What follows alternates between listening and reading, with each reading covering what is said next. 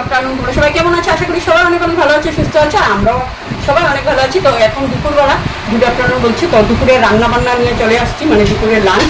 তো আজকে লাঞ্চে কি কি আছে ওটা তোমাদেরকে বলছি। আজকে আমার বাড়িতে কি কি রান্না হয়েছে। প্রথমত এখানে দেখো সাদা ভাত, এটা মানে আজকে আমি কুকারে বানিয়ে দিয়েছি। কুকারে ভাত খাওয়াটা এতটা আমি খাই না, মানে তো আজকে খেতে ইচ্ছা করলো, তাই কুকারে ভাত মানে সসপ্যানে ভাতটা খেলে অনেকটা ভালো। আমি সবসময় সসপ্যানে মানে আজকে কুকারে বানিয়ে দিয়েছি। এটা হলো, তারপর এটা আছে দেখো লাই পাতা আর আলু দিয়ে, টমেটো দিয়ে, কাঁচামরিচ একদম বেটে ঝোল, এটা ঝাল করে লাই শাক, মানে চচ্চড়ি টাইপের ধরো। আর এটা হলো দই কাতলা, যারা আমি একটু দেখিয়ে দিই তোমাদেরকে। এই যে পিসগুলো অনেক বড় বড় দই কাতলা।